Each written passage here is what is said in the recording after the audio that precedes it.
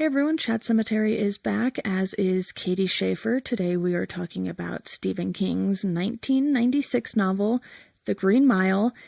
We both consume this a little differently, so I want to start this off, Katie, by talking about the way the book was released and the different ways you can now read or listen to this book, because I personally read the 6 little novels that contain the whole story. So the original serial release, and I know you did the audiobook, so you had probably some extra stuff that I didn't have, right? Yes. I think I'm assuming the Audible adaptation is just straight from the regular novel. That's probably the easier way to get it now.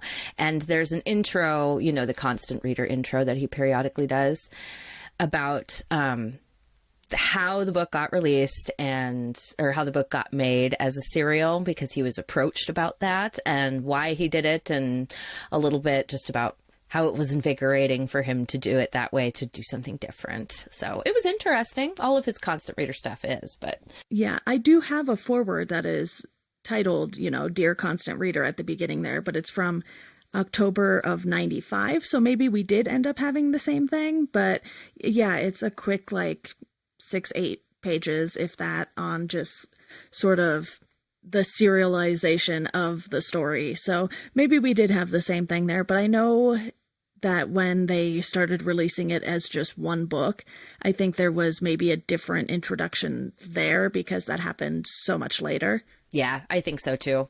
But for those of you who are not in possession of the 6 little cute books here, I want to quickly give you the titles of them, just because I think that'll give you a better idea of how the story was split up originally. So part 1 is The 2 Dead Girls, part 2, The Mouse on the Mile, part 3, Coffee's Hands, very important part 4, The Bad Death of Edward Delacroix, part 5, Night Journey, and part 6, which is the longest of the 6, is Coffee on the Mile.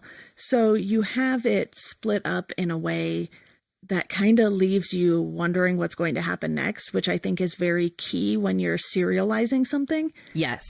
Have you ever read a serialized book before, or a book that was originally a serial, like most of Charles Dickens' stuff was? Honestly, the only serialized thing I have ever read are comic books. Okay. It's not that different then, actually. I've read, there's a couple of different ones I have read, and all of them are from the 1800s and a little after, including Gone with the Wind. And it is very interesting when it happens, because it's almost like a TV show, like how it is in this book, where there's a big chunk of story and then not necessarily a cliffhanger, but it leaves you wanting more.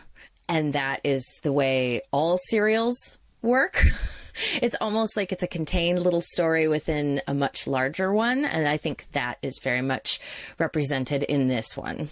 This was one of the first of his novels that I read too, because these copies are my mom's copies, and I just remember always seeing them on the shelf, and I was like, look at those little books. Look at them. They're I just so wanted cute to read them. I probably read this story way sooner than I should have, though, because it might have been pre-high school when I read it. Hey, that's how you read Stephen King. It is. That seems to be how it happens. It was, this, Cell, and The Girl Who Loved Tom Gordon were some of the early ones that I read, because either people had gifted them to us, or to me in particular, or I just thought that, The Green Mile would be easy to read because it was split up into nice little chunks. And, each one is about 92 pages, give or take. And then the final one is 138 pages. So when you break it up like that, you could read a lot of the sections in one sitting, which was nice. Sometimes I would do it in 2 sittings just because,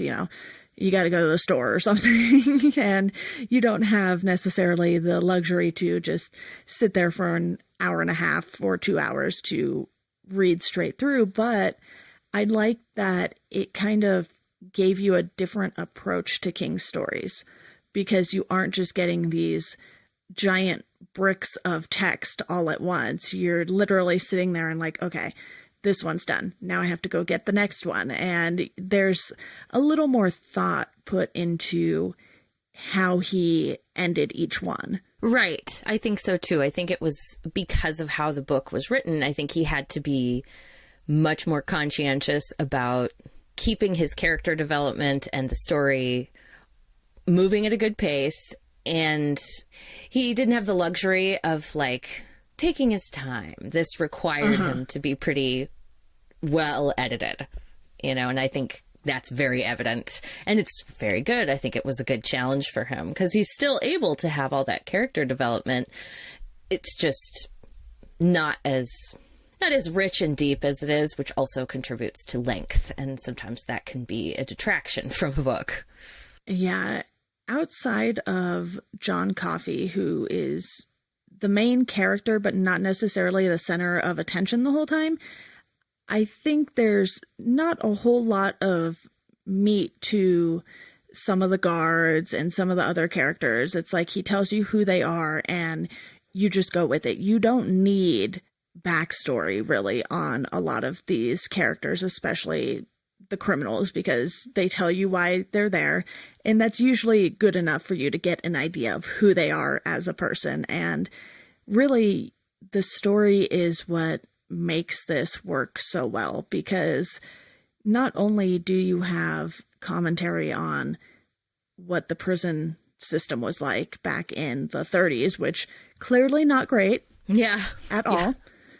I mean, not that prison is great ever, but it's one of those things where you see just how, I guess, I don't even know how to put it, just how cruel and brutal it is to see them walk that green mile and just be put in this primitive chair. You know, that's what I was going for. It's very primitive. It's like, okay, we're going to do this, and if one little thing goes wrong, like the sponge isn't wet, it's going to go very, very poorly. Yeah, horrific. Absolutely horrific. It's very different, not only in the brutality and all of that, but it's different in that, you know, there's no psychiatry, there's no understanding of a criminal mind.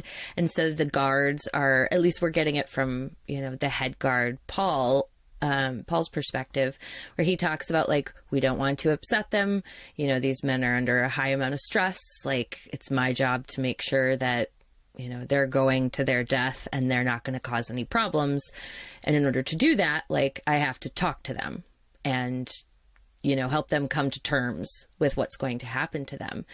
And that is something that I didn't expect. And I'd read this book before, but I'd just kind of forgotten that part. And I think that was very interesting and led to a lot of great character moments, because they're not focused on, you know, guarding these people. I mean, that's of course important, but they're focused on like getting them to the end with the least trouble possible. Mm-hmm. And I think that it made me wonder, like, is that what death row is like now? Like, do they have those guidelines? And is this something that wasn't just in a book? Is this something that, you know, those men actually did way back in the 30s? So, you know, and this book is set during the Great Depression, which adds a whole different flavor to it that is, for the most part, well represented in the book. This was definitely one of those where if you read it young like I did, you definitely don't catch on to so many of the things. So going back and reading it again, I was like, oh, I see what you did here.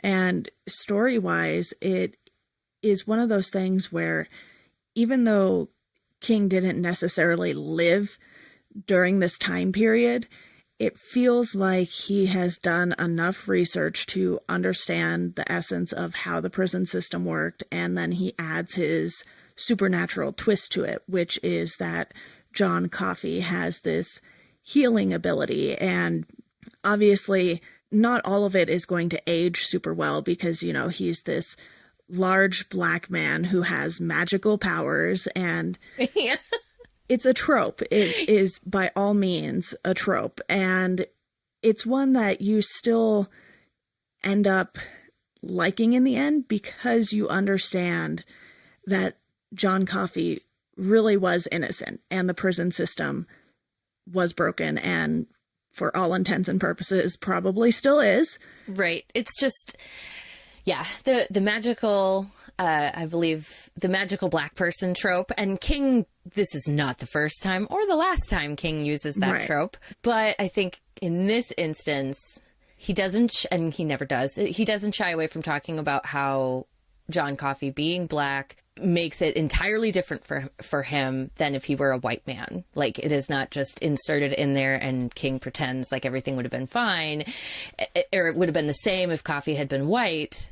You know, he very much dips into what the racism at the time was like and how just casual it was.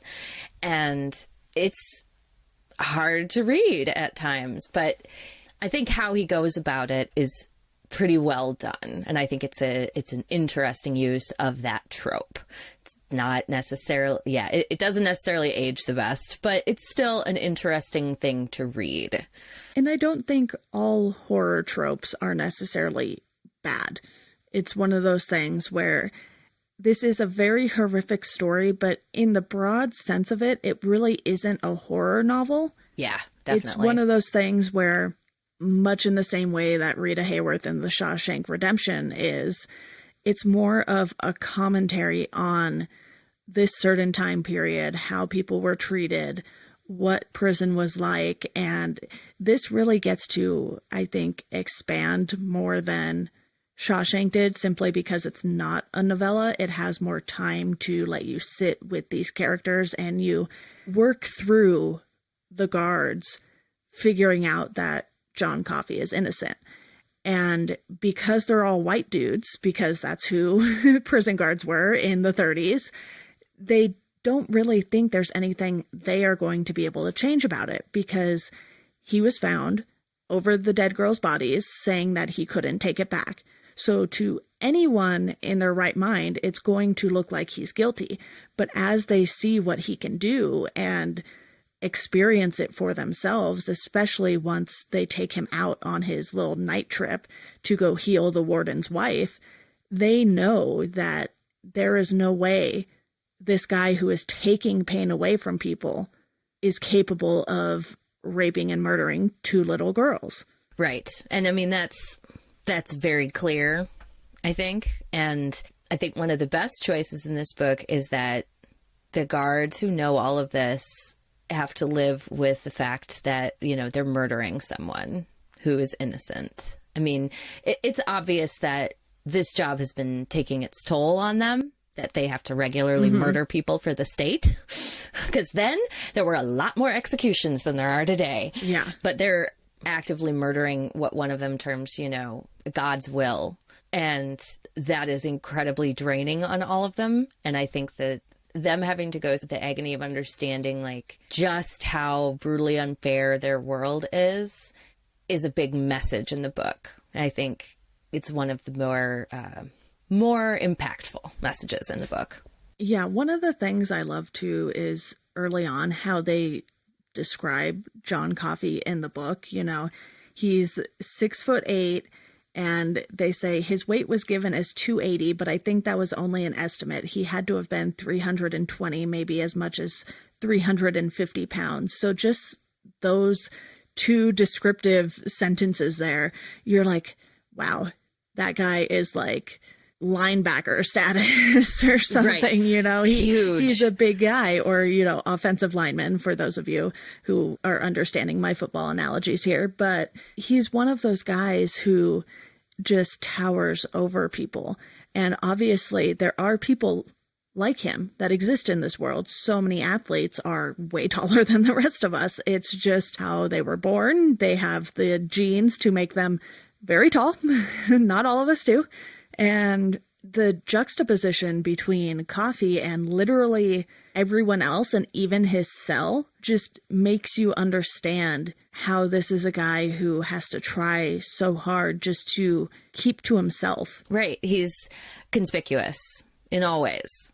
When he is out in the world, everyone's going to notice him.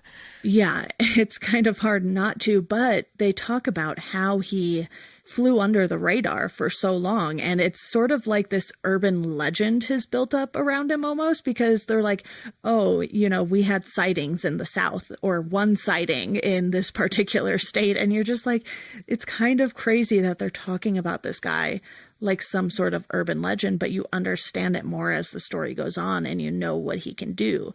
There's that story in here about how he just pulled people out of a fire and they were totally fine. Right. Yeah. I think that's, I think it just adds this element to the book that makes it feel very of the times, because it's something that you probably couldn't do you probably almost certainly couldn't get away with today.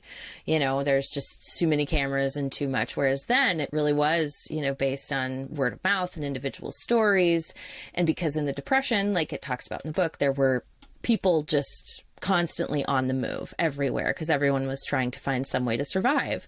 And so he wouldn't have been as conspicuous then purely because he would have gotten somewhat lost in the masses. It's almost like Mad Max type of thing where he's the lone man who goes out and does these good deeds and then vanishes.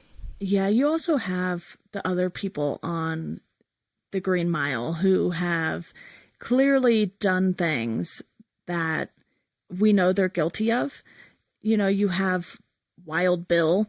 Oh, God. You know, and he is like 19 years old, and this guy killed a pregnant woman, killed 3 other people, and in here it says all he missed was a nun and a blind man. And that's when you know, like, this guy is dangerous. You know, he deserves to be here. We know that if he were ever let out, he would just keep going because he's only 19 and he's already racked up such a high body count. Yeah. And he reminds me of the kid in the stand that Trash Man runs into and like in the mountains or whatever, who's just this awful, nasty, like evil. Like, what if they're the same? I wouldn't be surprised. With King, you never know.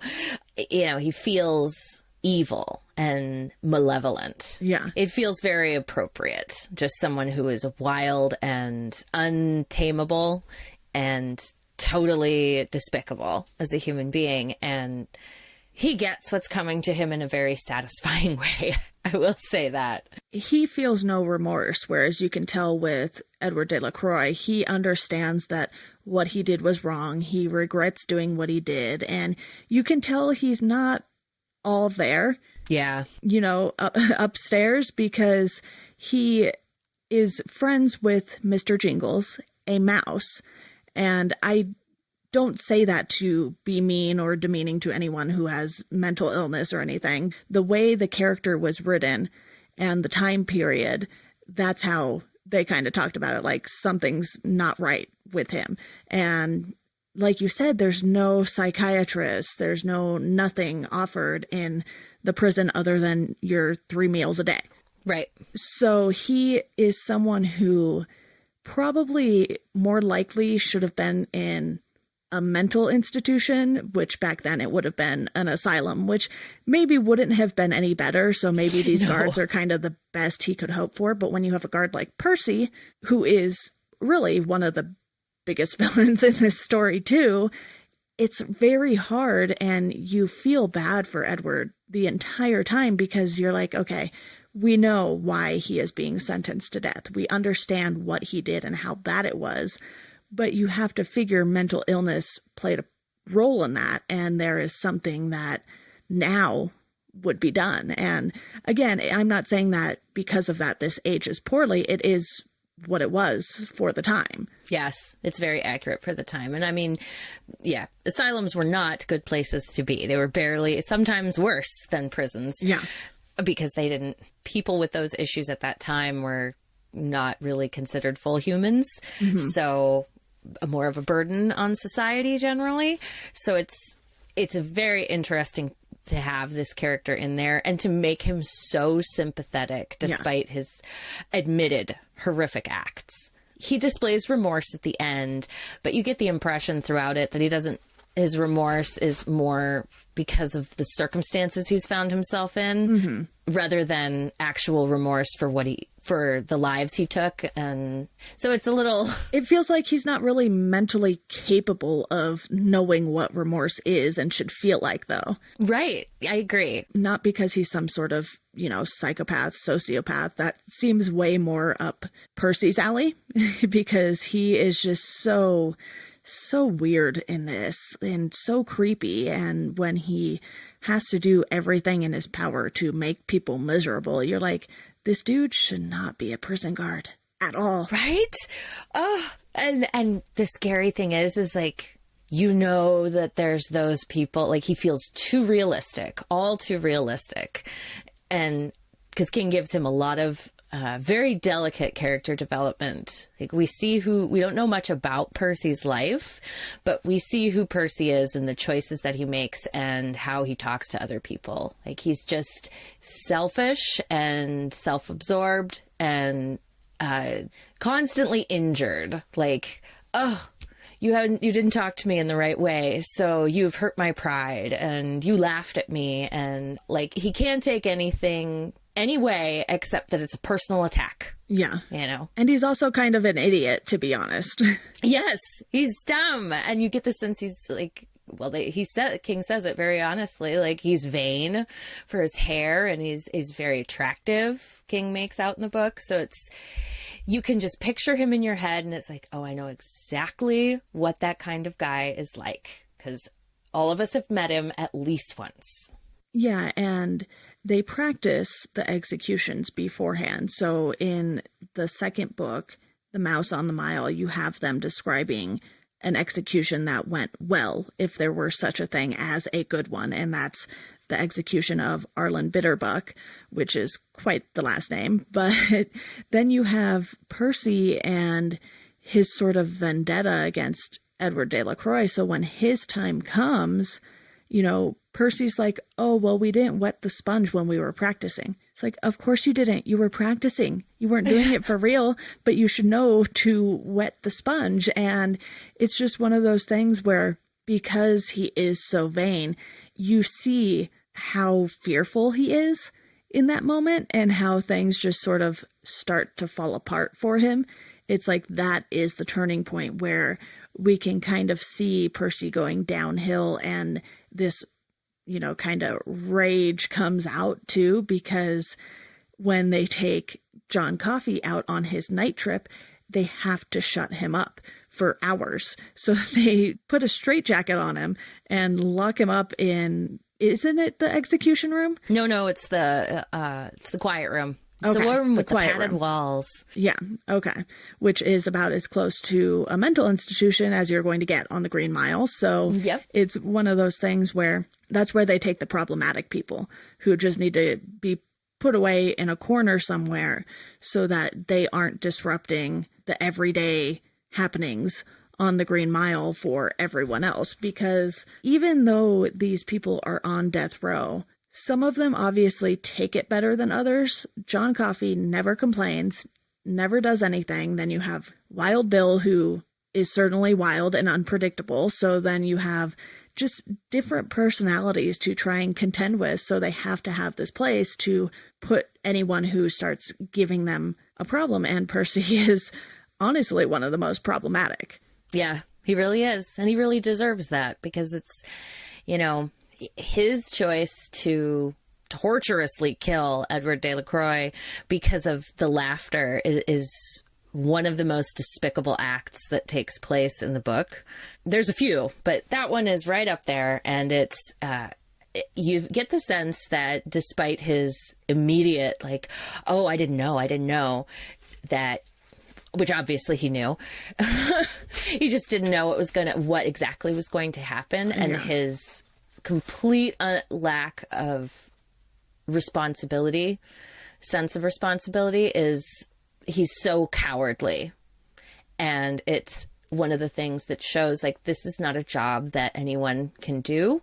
This is a very taxing, mentally draining job, because you have to be able to deal with them laughing at you. You have to be able to handle, like when he gets attacked And then, or when one of the guards is being choked and he just stands there and hides. Like, you have to be able to deal with all of these really intense situations that can come up at the drop of a hat and not take them personally. And so it shows just how unfit some people are for this kind of job. Like, not everyone can be a prison guard, because to a certain extent, you have to have compassion for and forgiveness for the worst kind of people. And Percy has none of those things. Exactly. Percy's problem is that he looks down on all of them as the scum of the earth. And what he doesn't understand is that you have to get these prisoners to respect you, which is exactly what Brutus and Paul Edgecombe do, because they know where these guys are going. So if they can have this mutual respect, it's going to go much better for everyone. But Percy being thrown into the mix just throws so much of that off. He obviously doesn't view them as human, views them as like almost toys. Like, he can beat up and poke at and be mean to without any repercussions because of who his connections are. And he feels, they don't deserve any kind of compassion or thought. And it's makes him all the more cowardly, because if you consider someone a full human being, you have to look at what you're doing to them and question whether or not this is fair and this is right. And just looking at them as, not real people makes it a lot easier to be cruel and nasty and uncaring about these people that you're, shepherding along to the electric chair. One thing about the story that we haven't touched on yet is the fact that this is a story being told from a future time. So this story isn't being told as it happens. It's being told years and years later by Paul, who is essentially our narrator. This is coming from his perspective. He's writing it all down while he's in a convalescent home, I guess. I don't know if they were necessarily called that, but it's obvious that he has been placed somewhere because of his health and his age, and he is working through all of these pent-up feelings that he's had for years about what happened to John Coffey. And I think that's a good way to present this story, especially as a serialized story, because it gives you a chance to kind of play with how the story is told, because memories aren't necessarily going to be totally accurate or totally linear either. It's kind of like what I touched on with Danny Ryan in our Birds of Prey episode on my other podcast, Welcome to Geekdom. It's like that storytelling method was not necessarily a mess, but it just wasn't linear because Harley Quinn doesn't think in a linear way. Right. And I agree. I think using like almost a memoir style where he's going back and talking about it from a wider perspective allows us to also see how these events affected him, and both mentally and physically. And it adds something, when we find out that Paul is 104 and still kicking and only looks like 80, which I don't know if you've ever seen a 104-year-old, but dude, you can tell they're 104. Yeah. And that is obviously from the effects of John Coffey curing his urinary tract infection in about, the second chapter in the book. That adds a whole new layer to the effects of the story, because I don't know if I'd want to live to 104. That's a long time. And seeing that makes this story even more of a mix. It's not a horror story necessarily. It's not, a prison story necessarily. Like, it's all these different things combined. I think that's something that King is good at doing, is blending these genres together so it's not just one thing and you kind of know what to expect right from the start. It's like he always throws in this little twist to where you're like, oh, I didn't exactly see that coming. And we've talked about how he ends his novels. And I think because of how this one was written, it ended in a different way than it might have had he had time to just sit down and do the whole thing at once instead of be like, here, this needs to be released, this needs to be released, and so on and so forth. But I actually like the ending of this one because you're like, oh man, I was not expecting him to be 104, because you don't really sit there and do the math to know like, oh, okay, well, this took place in 1932 and he had to be in his 30s or 40s probably because he's a prison guard. And then, this is happening X amount of years later. I didn't feel compelled to do that math at all until they were just like, you know what? We're going to give it to you. Yeah, exactly. King is really good at laying out the crumbs for that, especially because I know how he writes, and I know he didn't know the end when he started writing this story, because he never does, and at least that's what he says. And from reading that little intro, he started writing and was having the first book published before he finished writing the last bit. So that takes balls to be like, all right, well, we're going to publish this part and we'll just see how it all comes out. And for that, he lays out the crumbs, and you never really question how old Paul is. And then when that reveal comes, it's like, oh yeah, he's been talking about it. And there's no real markers for what time he's writing it. Like, yeah, because he's in the old folks' home. So, they're watching TV, but it never talks about what kind of TV they're watching, except when it's old movies. Yeah. He plays that out so well that it's one of the biggest reveals in the book. And I just was like, oh, that's good. That's a skilled moment right there. Especially when he then reveals around what ages everyone else passed away. He talks about when his wife died, when the warden's wife died, and the warden himself, and just all of these people he knew from his time at the prison. He's kind of running you through and updating you on everyone else's life at some point, but you're still kind of like, okay, well, what time period is Paul in then? Because you are left sort of feeling like he's obviously the last one left, but the other ones died seemingly early enough to where you wouldn't think he was that old necessarily. Like, I think someone died when they were like 50 something or 60 something. So it's not like they were ancient by any means when they died. They were older, but not really that old. So you're kind of like, oh, that's, unfortunate. So maybe Paul's in his 70s or 80s. And then you're like, oh, wow, that kind of hit you like a ton of bricks. Yeah.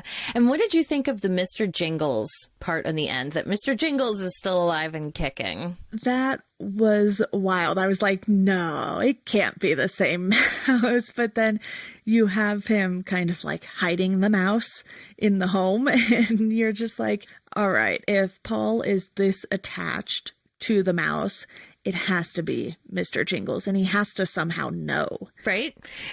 And it felt so weird. But then it has that scene with Brad, the orderly, who's a total dick, and very Percy-like. It almost reenacts the scene from where he kills Mr. Jingles on the mile, and now Brad comes in, and like that scene was also just really, really well done, and it heightens the tension and also tells us, that he's not going to live forever, which is a relief, because that is a fate worse than death, literally. Living forever without your body staying young. Ugh. Even with your body staying young, it wouldn't be too good. But yeah, I thought it wasn't my favorite part, but I did like what it added to the story. Yeah, it gave you the sense that John Coffey really had an impact on his life, for better or worse, at that point in time. And it's unfortunate that, the warden's wife ended up dying of natural causes, because then you're like, okay, well, clearly it doesn't save everyone. So maybe it depended on the fact that his was just a urinary tract infection and not cancer that John Coffey had to take out. Or, depending on the level of sickness, I guess, will sort of depend on how much longer you live. So maybe if you're not as sick, John Coffey's powers have a longer lasting effect. Right. And he did have the moment that I don't think anyone else has, where Coffey almost like gives him his power Yeah. for a little bit, like right before the end for John Coffey, I mean, right before the death. Yeah. Like, and that scene is also, that also made me wonder, is this part of why he lived so long? Because he got to see the world from that intense perspective. But then the Mr. Jingles thing comes in. It's like, well, no, it can't just be that, because why would you give a mouse those kinds of, don't think a mouse could handle that sensory overload. Yeah, the ending is one that I think was well done, but it's not necessarily wrapped up in a bow for you because everyone else has died. Paul isn't necessarily alone. He meets another woman at the home who reads and gives him feedback on everything that he's writing. So he does have this new relationship that we see budding over those scenes, but because of how old he is and how much younger she is in comparison, even though she's obviously still older, and it's just one of those endings where it wasn't necessarily a happy ending because of everything that did happen to John Coffey, even though all of those men were just doing their job. Right. It's a very bittersweet ending, and not a whole lot of sweet, mostly bitter. Yeah. But just a touch of sweet. But I agree, it's one of his better endings. I think part of that is due to the fact that it doesn't have nearly as much supernatural elements to it. I think having those supernatural elements makes it more difficult in any book to bring your ending together. But this one is satisfying. It's and you almost don't, that kind of book, you can't have a happy ending and have it feel satisfying, because it's much closer to regular life. Mm-hmm. And regular life has no happy endings like that. You can't otherwise it will feel pat. There's never really a happy ending in wrongful convictions that end the way that John Coffey's did, because at the time there wasn't necessarily as lengthy of an appeal process. I know there was still an appeal process, but to find someone who would be willing to go through that for John Coffey, and for John Coffey to even want to go through that himself, that's a hard sell. So we don't even get any of that. It's just like he has sadly accepted this fate that he's been given. Right. And to a certain extent, he says that he's ready for it to be over because he's just tired. Mm-hmm. That he's given too much, I think, is kind of the sense I get, that all of this healing and not being able to really make human connections on the level of him. Like, he can make human connections, but the connection is all on the other person's side because he doesn't really remember the way that we think that we do, because his world is just so overpowering. You get the sense that he isn't lying when he says that. Right. But the way he dies, despite it going quote unquote well, in that, nobody caught on fire this time. Right. It's still horrible. Dying by electric chair is not going to be a pleasant experience, no matter how well, quote unquote, it goes. And you see it, the effect it has in that scene, not only on John Coffey, but on the men doing it. And I think it makes it even creepier where they take John Coffey to go do the healing when he sees the electric chair and talks about they're all still in there screaming. Yeah. Like, that makes it all so much sadder. Yeah, and you have the fact that they don't know if this is going to go well because of John Coffey's size. He's not the size of a typical man who is being put in this chair. In fact, they have to modify some of the clamps on the chair just so that they fit around John Coffey's legs. And putting that into perspective that way, where they kind of have the guy on standby in case the clamps don't close and he needs to modify them, you're just like, oh, you're kind of very tense and just hoping that it goes as well as possible for Coffey, even though this is not remotely the outcome that you want. Right. It feels very anxious, that scene of, okay, what's going to happen? Is it going to go well? Is he not going, like, how is his death going to go? And it's a bit of a relief when it's over. Just, okay. Whew. Yeah. He's dead. He can't go through anything else. He's at peace, finally. Right. That's the term. He's very much no longer suffering.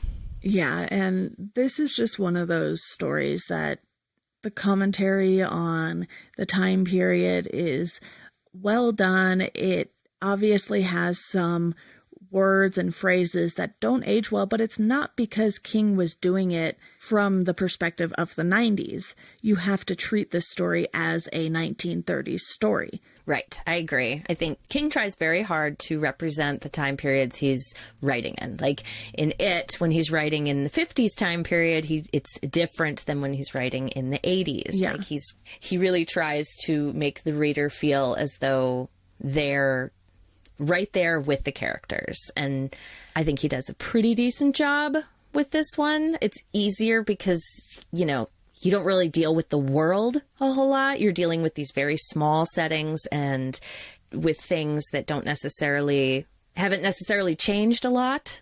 Mm-hmm. So that makes it a bit easier. But I think when he is talking about the world, like when they're out and with the cars and all of that stuff, I think that gives it the right flavor so that we feel like we're in the 30s and in the Depression. And it understandably makes you feel uncomfortable about what is happening in that time period, even though it's a time period we've never lived in. It's one you read about in the history books and you're kind of like, oh, that sounds horrible. Yeah. It wasn't an easy time to live through, for sure. And it's also feels accurate to the, like you said, the primitive nature, or the much more primitive, which is a loaded word to say the least, but in that it doesn't have all the technology we have now, it doesn't have the thinking we have now, and it's easier, it doesn't look at that time period with rose-colored glasses. Yeah, well, I know there's a lot to unpack with this, so do you have any final thoughts before we wrap up? I think we covered it all with this one, or we covered a lot with this one, so I think I do want to say that I think this is one of King's stronger books, mm-hmm. and I really enjoyed it. And it was the first one of his I read that was not so strictly in the horror genre, and it surprised me at how well written it is and how good he is at writing in general. It's not just horror. He can pull off a lot of different things, which we see more when you get into like his mystery stuff that he's doing now and all of that. But I think this is a great book to show the growth that Stephen King goes through. Even, God, what Carrie is 1970 or mid 70s, and he's still writing in a different way and trying to push himself to do new stuff, and it still works. And I think that is an example of why he's such a strong writer, that we're doing a podcast about him. Yeah, one thing I do want to bring up is the moment when John Coffey gives Percy the sickness, and then Percy turns around and shoots Wild Bill, because Coffey knows that they're both bad men. That's sort of how he puts it. He's not super well educated, but there's just this sense about him to where even though he's not well spoken and, can barely remember how to tie his shoes, there's this purity to him as a character, and he knows that these guys are bad men. So even though he still knows he's going to die, he's not going to die from taking the sickness away from the warden's wife. He passes it on to Percy and makes sure that both Percy and Wild Bill get what's coming to them. Yes. I think I got the sense that he can know people deep down.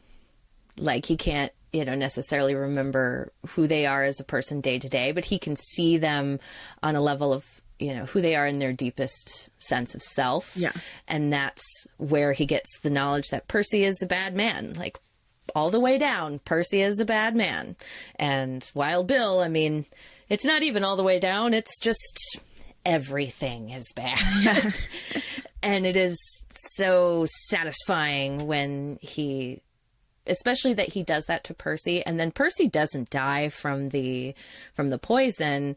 He is just completely hollowed out. Yeah. And no longer really there anymore. And that almost feels fitting for who Percy is, because he was so willing to take away, in the most vicious way possible, everyone else, anything he could from anybody else. Absolutely. And like you said, this is one of King's better novels. And obviously, you and I have liked a lot of them that we've read, with the exception of Tommyknockers and maybe one or two others. But it's one of those things where this is clearly different than some of the other things because of how it was released. And I think given those circumstances and how he was put under this different pressure to write this, it turned out as well as it could. I know he said there's some inconsistencies and some things he would go back and change if he could, but I think every writer probably feels that way about at least some of their work that has been released. So it's definitely top tier King for me so far. And obviously with still about 2 years left of this podcast to do, I still have a lot of books to get through, but really this is one of those that stands out. And you can tell just by how sort of revered this story is, and even the adaptation that comes later on, just the big names they were able to get for that and how much time and effort was put into that adaptation to make sure they got it right. Right. I agree. It is one of the better adaptations out there of any book, but also of a King book. And it's really well done. And the acting's phenomenal. And Michael Clarke Duncan gives the best performance in the whole film, I think. He's just so... he perfectly captures it. And I think this is a book that really benefits from a good adaptation. Yeah, it's one of those things, too, where a lot of people have watched the movie and don't necessarily even realize that it's a King adaptation. So then you tell them and they're like, oh, okay. That's right. Kind of different because it's not It or Carrie or The Shining, which are really these big horror stories that, yes, still have supernatural elements to them because King likes to mix his genres. But those are really seen as sort of the cult horror movies that people eat up when it comes to Stephen King adaptations. And obviously the adaptation will be a whole other episode, so I won't go on any more about it. But Katie, thank you so much for coming on to talk about The Green Mile today. Yes, thank you for having me. This one was really fun. Of course. Quickly, before we go, I want to let you all know about our Patreon. You could support this podcast for $1 a month, which will get you a thank you on the show, or $2 a month, which will get you a Chat Sematary sticker. I don't have too many left, so if you would like one, sign up and I will send those out to you. And you can follow us on Twitter, Instagram, and Facebook at Chat Sematary. As always, thank you for listening, and we hope you enjoy the rest of your day.